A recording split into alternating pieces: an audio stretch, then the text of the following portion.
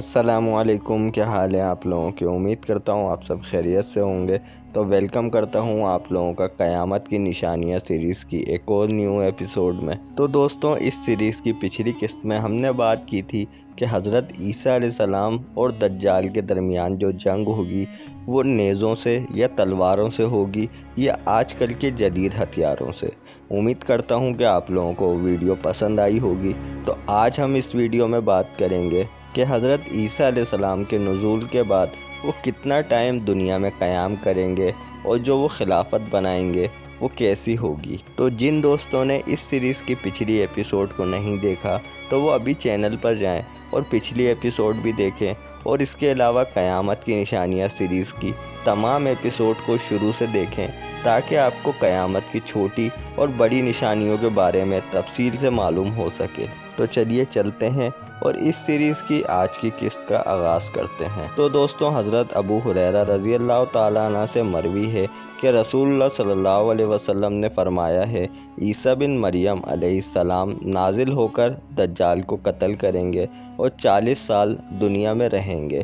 اپنے قیام کے دوران وہ کتاب اللہ اور میری سنت کے مطابق عمل کریں گے۔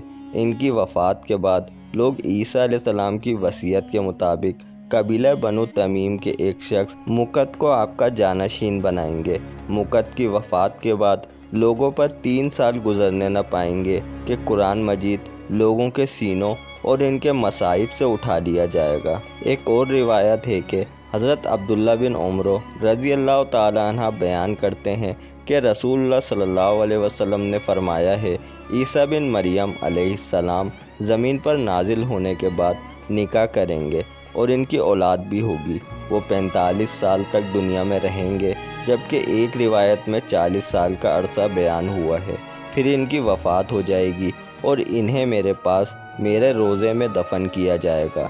روز قیامت میں اور عیسیٰ ابن مریم ابو بکر اور عمر کے درمیان ایک ہی قبر سے کھڑے ہوں گے۔ حضرت کعب احبار فرماتے ہیں، جب حضرت عیسیٰ علیہ السلام نے دیکھا کہ ان کے پیروکار کم اور جھٹلانے والے زیادہ ہیں تو انہوں نے بارگاہ الہی میں اس کا شکوہ کیا۔ چنانچہ اللہ تعالیٰ نے ان کے پاس وحی بھیجی کہ اے عیسیٰ، بے شک میں تمہیں پوری عمر تک پہنچانے والا ہوں اور تمہیں اپنی طرف آسمان پر اٹھانے والا ہوں۔ جس کو میں اپنے پاس اٹھاؤں وہ مردہ نہیں، اور میں اس کے بعد تمہیں کانِ دجال کی طرف بھیجوں گا۔ تم اسے قتل کرو گے، پھر تم 24 سال مزید زندہ رہو گے۔ اس کے بعد میں تمہیں اپنے مقررہ وقت پر طبعی موت سے وفات دوں گا۔ پس جب تمہارے لیے طبعی موت مقرر ہے تو ظاہر ہے کہ ان دشمنوں کے ہاتھوں پھانسی وغیرہ پر جان دینے سے محفوظ رہو گے۔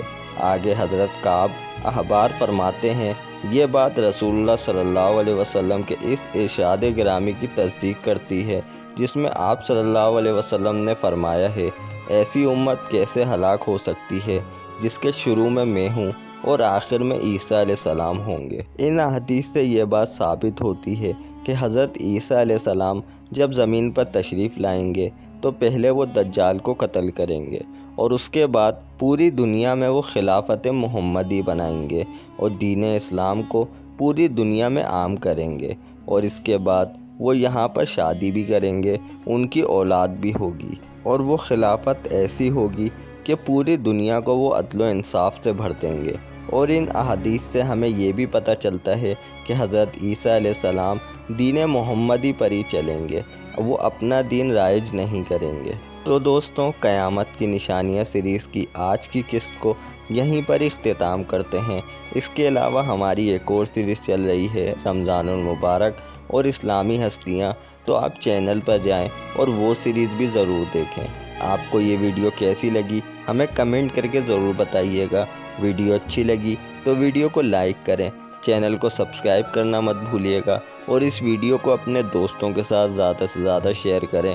ہم آپ سے ملتے ہیں قیامت کی نشانیاں سیریز کی اگلی قسط میں۔ جب تک کہ اپنا خیال رکھیے گا۔ اللہ حافظ۔